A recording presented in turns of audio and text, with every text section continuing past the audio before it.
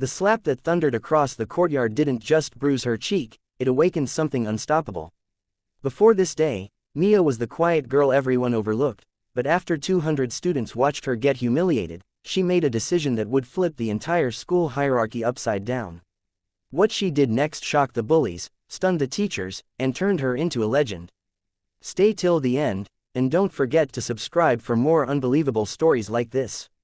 The slap cracked through the courtyard like lightning, shattering a silent sky, the kind of sound that freezes everyone mid-breath, and though Mia felt the burning sting bloom across her left cheek, what cut deeper was the eruption of laughter that followed. 200 students gathered for the annual Ridgewood Spirit Rally, turning as one to witness the moment Harper, Queen Bee of the junior class, delivered her latest act of cruelty. Papers spiraled from Mia's hands, scattering across the concrete like defeated birds, and for a heartbeat Mia stood trembling, not from pain but from the crushing humiliation of being singled out again, the teachers pretending not to see, the crowd waiting for her to cry because that's what she always did, quietly, disappearing before anyone could notice. But this time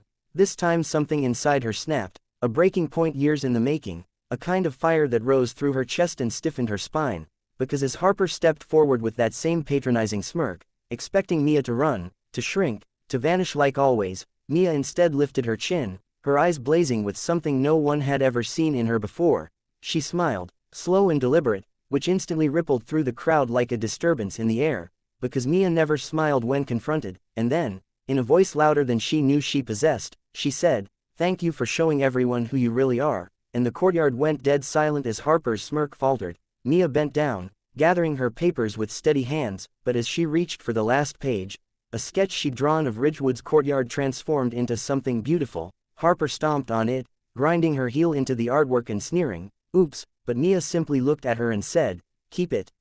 You just proved you need it more than I do," and then she walked away, leaving a stunned crowd behind. But what no one knew, not even Mia, was that a camera belonging to the school's most popular YouTuber, Devin Chase, had captured the entire confrontation from start to finish, and within hours, the clip titled, "Harper's Public Slapdown Goes Wrong," was uploaded, spreading like wildfire, gaining tens of thousands of views before sunset. And while Mia sat at home at her small desk, unaware of her rising fame as she carefully taped the ripped corner of her sketch back together, her phone exploded with notifications, messages flooding in from people she didn't even know. She stood up to Harper,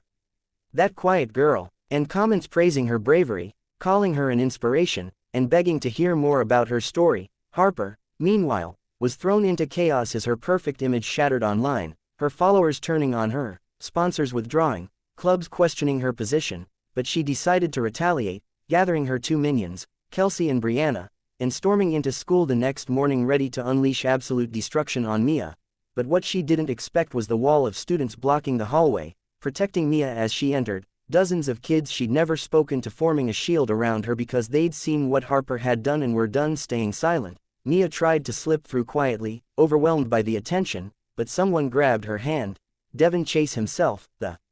golden boy of Ridgewood, usually aloof and unreachable, smiling at her with a sincerity no one had ever offered her before, saying, "I'd like to hear your side of the story," and though Mia blushed and tried to refuse, he insisted, inviting her to the media club to share her art, her experiences, and her voice, something she had never believed anyone would want to hear. The interview went viral instantly, not because of drama but because Mia spoke with honesty, vulnerability, and unexpected wit, her insights surprising everyone. She wasn't weak, she was observant, she wasn't quiet, she was thoughtful, and far from being invisible, she had a depth people realized they had overlooked for years. As her following grew, teachers who once ignored harassment suddenly overcompensated, offering support that felt too little too late, while Harper spiraled deeper, furious that Mia, the girl she'd considered beneath her, was becoming more influential than she had ever been. She concocted one final plan, a fake apology assembly, organized through the student council she still controlled, where she intended to humiliate Mia again by forcing her into a staged moment of forgiveness designed to save Harper's reputation. But Mia, now wiser and supported by the entire student body, recognized the trap and prepared a twist of her own. On the day of the assembly, standing on stage with the spotlight harsh and hot above her, Harper launched into her scripted apology full of insincerity and theatrics, but before she could finish, Mia stepped forward, took the microphone, and said, "Forgiveness isn't something you demand from someone you hurt. It's something you earn by changing," And then, to the shock of everyone, she played a video she had edited with Devin, a compilation of testimonies from dozens of students Harper had bullied over the years, each voice steady and brave, telling their story not out of vengeance but solidarity. The gym fell silent, the truth echoing louder than the initial slap ever had, and Harper finally broke, her facade crumbling as her minions abandoned her and she ran from the stage in tears. Her reign as Ridgewood's queen bee officially over, but Mia didn't celebrate her downfall. She had outgrown that need. Instead she walked off stage to thunderous applause, Devin jogging after her to say, half breathless, that the local news wanted to interview her, and though she blushed again, she agreed, because something new had awakened in her. A sense of purpose. Over the next months, she used her growing platform not for revenge but for change, working with counselors to establish anti-bullying programs, partnering with artists to create murals across the school celebrating resilience and diversity, and even founding a club called the Ridgewood Rising, where quiet students, forgotten students, artistic students, and anyone who had ever felt small finally had a voice. Mia's art flourished, her confidence grew, and she found herself smiling more freely, not the hesitant smile she once gave Harper to hide her pain, but a true, full, radiant smile that lit her face, especially when Devin walked beside her, praising her newest sketches or teasing her gently about her sudden fame. By the end of the year, she wasn't just that quiet girl who got slapped, she was the leader who transformed Ridgewood High, turning humiliation into empowerment, fear into action, and silence into a chorus of strength. And when she walked across the stage at the awards ceremony to receive the school's first ever Student Impact Medal, she paused, looked at the cheering crowd, and thought of the moment everything changed, not the slap itself, but the choice she made after, because Mia had learned something powerful. You cannot control what others do to you, but you can